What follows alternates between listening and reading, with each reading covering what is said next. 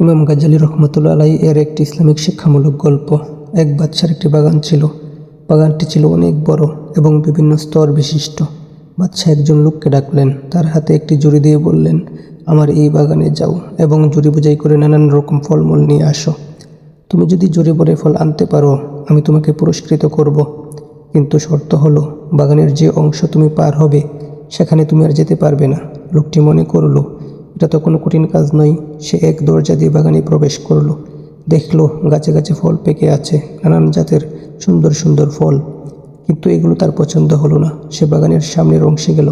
এখানকার ফলগুলো তার কিছুটা পছন্দ হলো, কিন্তু সে ভাবলো, আচ্ছা থাক, সামনের অংশে গিয়ে দেখি, সেখানে হয়তো আরও উন্নত ফল পাবো, সেখান থেকে ফল নিয়ে ঝুড়ি ভরবো। সে সামনে এসে পরের অংশে এসে অনেক উন্নত মানের ফল পেল। এখানে এসে তার মনে হলো এখান থেকে কিছু ফল ছিঁড়ে নেই, কিন্তু পরক্ষণে ভাবতে লাগলো যে সবচেয়ে ভালো ফলই ঝুড়িতে নিবে।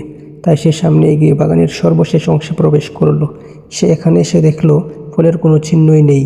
অতএব সে আফসোস করতে লাগলো আর বলতে লাগলো, হাই, আমি যদি বাগানে ঢুকেই ফল সংগ্রহ করতাম তাহলে আমার ঝুড়ি এখন হালি থাকতো না।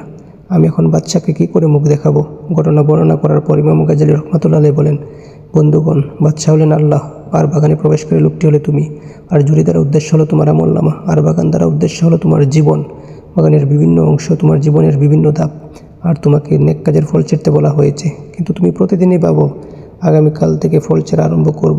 আগামী দিন করতে করতে তোমার জীবনে আর আগামী দিন আসবে না। এভাবেই তুমি রিক্ত হস্তে মাওলার সামনে হাজির হবে। অতএব নেক কাজ যখনই করতে সময় পান তখনই করে নিন, জীবন থেকে ফায়দা লুটে নিন। তাই জীবন নামক বাগানে বিচরণকালে আমল নামার বিশেষ ঝুড়িতে যখনই সুযোগ পাওয়া যায় তখনই নেকি নামক ফল দিয়ে প্রথম দিকেই ভরা শুরু করতে হবে। পরে সময় পাওয়া যাবে কিনা জানা নাই।